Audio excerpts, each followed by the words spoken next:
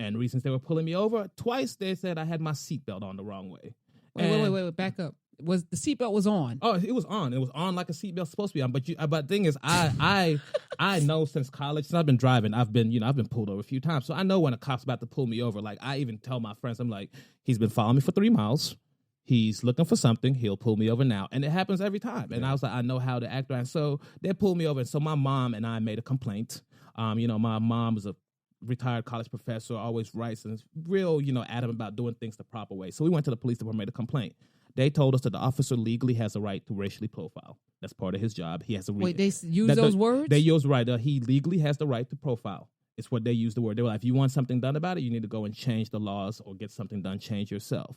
And for me, when somebody puts a challenge to me like that, I can want to say I'm petty because I am, but I just use it more like a challenge that I took. Come on, I like that. Up high. I like that. And I was like, to get that word out of his vocabulary, and you giving him high five. No, that's good. But I am. I mean, that's good. Sometimes it's good to be petty. No, and this is one of those cases. Pettiness will get some stuff done because it's a focus. And it so, is a focus. Right about that. After that meeting, my mom wrote an article for I grew up in Macon, Georgia. She does an article every few weeks for the Macon Telegraph. She wrote an article about her experience, and you read the comments.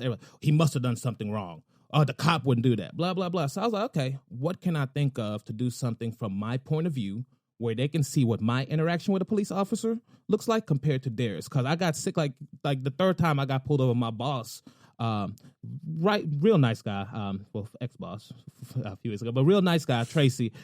Third time, he's like, hey, next time you get pulled over, here's what you should do. Like, Tracy, when's the last time you got pulled over as a black male? Because I've never. I was like, our experiences are different. I was like, I know how to act when I pull over. I was like, I have my license registration out the window. Yes, sir. No, sir. Right. Your anything hands like are visible. That, everything is visible. Yes. So I was like, it's not even about that. I was like, I just want you to see what I do so you don't have to question the reasons I'm being pulled over or anything else like that, because it's always on us sometimes as the victim. And so from there, it got into, okay, let's now showing them. So then it got into more stuff. The more things we saw, I was like, the other issue is people don't know their rights and their laws. And we need to know what our rights and at least our federal rights and laws. Like, it's going to be hard to know all your local stuff, and that's where we hope to take this app where we can have where your local stuff pulls up. But your federal stuff is something that everybody should know, and just how to behave yourself around cops. And then speaking with other people, when I was just like, okay, here's the idea. They were like, okay, starts the idea. So I spoke with like some parents and mothers. They were like, what if we had a button that could literally just send a text message, let you know where your location is and you've been pulled over? So who does the text message go to? And so that you pick your message. So let's say we open the app here. You have your settings. All right. So first of all, what's the name of the app so people can walk through it with us? It is called. If you're on iOS devices, it's Legal EQ for today. Apple, Martin can explain what Apple did with our name, but it should be Legal Equalizer in the App Store today. But today is Legal EQ, and then Android, Martin, Google. Legal Equalizer. Legal Equalizer. The Equalizer. It's the Legal Equalizer. And Android, we should have it in Spanish and English as of later on tonight when he releases it. And then iOS, we just have to resend them our Spanish thing, and we'll have Spanish on Apple and on Android. So, gracias. Sí, por supuesto. Look at you. All right, that's enough. So go too damn far.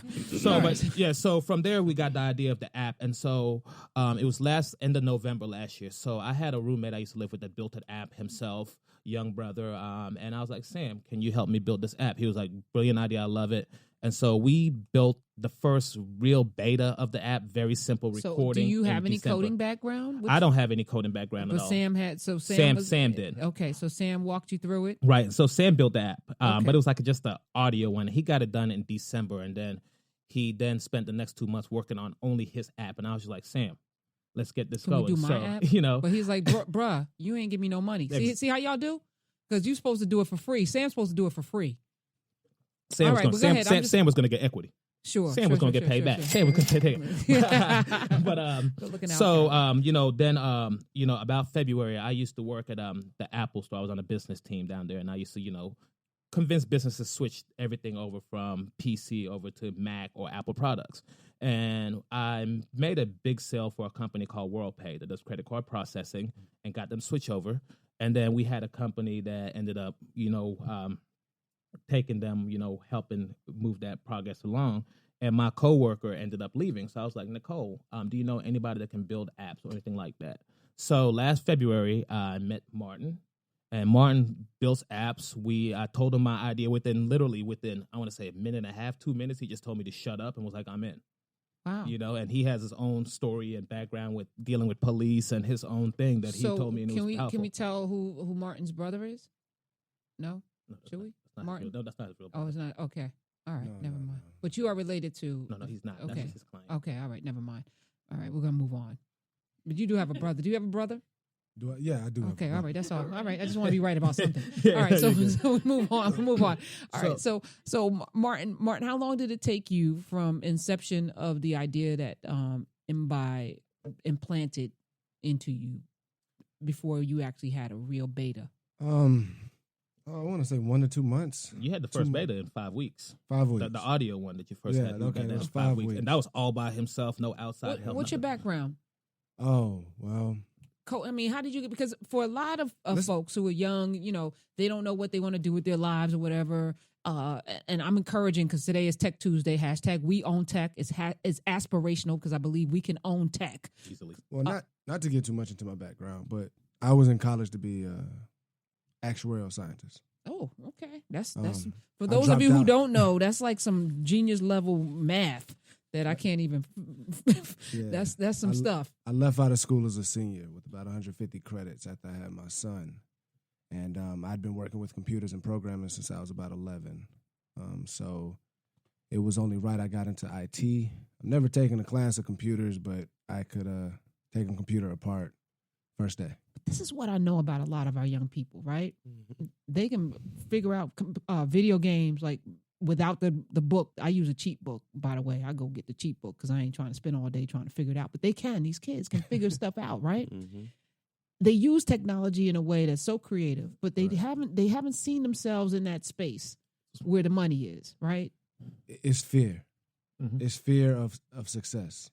And I think that's the biggest. Is it fear of success or fear of not knowing what success looks like? That's what it is. Because if you don't know what success looks like, then... Well, no, I think it's fear of failure. A lot of people wouldn't have done what I've done. I took a job that was an IT company was hiring out of Georgia State. I said, you know what? My girlfriend at the time propped me up to take it. I said, hey, why not? I've done this for self. I had my own clients. There were Windows. I'd never done Mac before. And, you know, within 6 months, I was running circles around people. And 2-3 years later, I was working at a Fortune 500 company, handling all of their Apple stuff. So I did apps for them, and I always ventured into the app world. And then from there, I decided, when Mbye told me, I said, why not take it? I'm interested. I'd actually held 2 of my own companies that failed. Why did they fail? Bad partnerships, but they were great learning experiences. That failure is necessary. I needed that failure to learn things that I needed in the future. If I hadn't failed, I wouldn't be who I was. And that's where it comes back to the fear of the unknown and fear of failure. I never look at a failure as a failure. Like I don't think I failed in anything, because everything that you do that you don't succeed at, quote unquote, I'm putting air quotes up, you have learned some tremendous lessons that you could never get in a classroom. Right. And so that's why I run headlong into everything. Because what do I have to lose? Right. I can not do it. I cannot get it done. But you know what? I'm going to learn something along the way or make some connections. I believe wholeheartedly that every relationship you learn either what to do or what not to do. Right. And that's what you have to look at it like that, because like you said, if you have this mindset that you're afraid to fail, then you will. You know, you'll never succeed at something without. And I appreciate that, Miguel, but I think Black folks are conditioned to not try.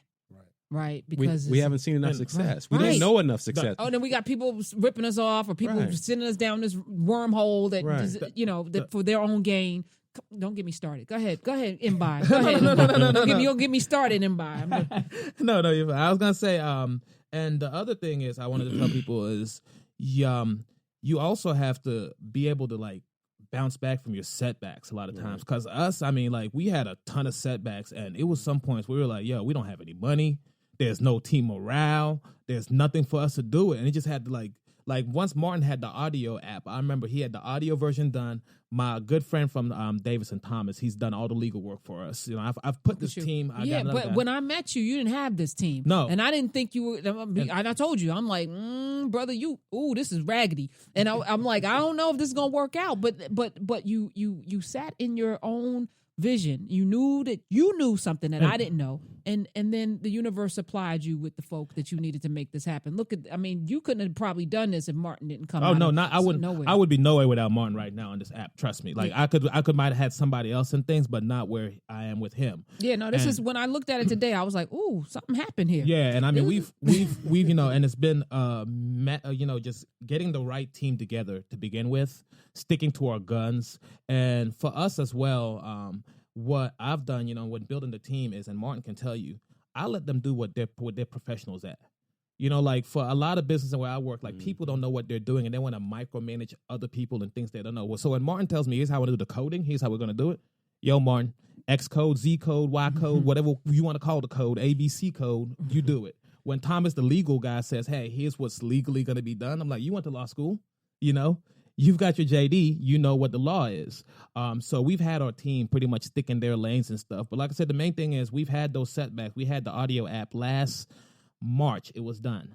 And then later on, March or April, you have an app that comes out that's very similar to it, the ACLU app. Right, which allows you to record. Right, and it allows you to do a lot of the same things we had. And that was the first time where we were just like, oh. And then we think about it. And another thing I thought that we talked about was like, a lot of times you also think that, okay, somebody else is going to come with this idea. And that's the other thing I tell people, do not always, because I thought about it for a year, like somebody's going to get this idea. And you just want to slow down and stop. And then you look like 6 months down the line, you're like, nobody still's come with the idea. Right. So you might as well keep doing you and do it the best you can and make it the best possible. Now, you sent me a link, which allowed it to be on my phone. Right. But if I type in Legal Equalizer from my Play Store, it doesn't come through. That will be online this evening. Okay. We've had a lot of hiccups with a lot of different with Google, companies iOS, and Apple. And so talk about, how long does it take for them to accept work? Because they have to approve every app that goes through, right? Yeah. And there are different processes for both. It takes about a month and a half. Okay. It can take as little as a week and a half, but you have to go through tests. They have to have certain systems. You have to have a lot of different policies and check, especially with Apple. Apple is a micromanager to the fullest. And I can't blame them. I love Apple. I would never discredit them, but they're very tough on you. Because they're protecting their brand. Because they don't want any crap in their stores. And I don't blame them. We should do the same thing. Yeah, I got you. So it took a month and a half for them to approve it. Tonight, everybody, Legal EQ on the app, in the Apple Store, iOS. Legal Equalizer will be available for any kind of Android. What's the special feature? Okay, so you open it. Let's go through it again. So you open it. Now, when you open it, you have the main page. It has two buttons, record and SOS. Mm-hmm. So when you do first open and download the app, what we want to do is you want you to slide you to your left. You slide to your left. You slide to the left. And actually, you have the log on. Sign in. Yeah, you're going to log in. So, right. And Martin's created where you can now do a Facebook login, make it simple. Or you can log in and put, everything. I put all my information. I tried to not put my phone number in. Yeah, and then y'all came back and was like, I want your phone number. And I was like, that's too much information. Okay, so what we're trying to build, not to give out too much information, is we have an idea to take this app to a whole nother level where we can integrate everybody. We can make a kind of. So don't say any more because you're gonna come back when that idea. Because I see now you got the team that's gonna get it done. So you've got that now. You log in, sign on, and then from there you have your about, which the about button just lets you know contact or support or visit our website, which we have legaleqapp.com is our website. After that, you have Legal EQ app, legaleqapp.com. Okay. So you go to settings. The settings here now, you have your location service. You turn off or on. We turn it on here. And then you go to your address book. So now you pick the 3 people you want, if anything happened, that would get that text message from you. So this is all part of your log on. So, I go my mama, my dad. And my best friend. My best friend, exactly. Okay. So I can even put here, let me just put these guys here. So I've got like Martin and Miguel, I'll put right here. So next. So now we're good. So let's say now you get pulled over. You now open up the app. All you have to do now, instead of texting out, hey, mama, I got pulled over. Hey, I'm over here. Hit the SOS button. And what does it say? I will stop by the police. I will stop by. So it has a message that's already automated. I will stop by the police! ! I am currently okay, but if you do not hear from me, comma, it's perfect grammar too. Please contact the police department. My location is blah, blah, blah, blah, blah. And it gives the location where we are right now because I see it. Okay, right. You got the location turned on. So they can know where you are. And that was for parents who are like, I have a teenage son. and he gets pulled over for speeding, all kinds of things that teenagers do. I would like to know where he is if he does get pulled over. So that was for that. So we want so that. easy. So you just hit the SOS button. What the record button? Talk to me about that. And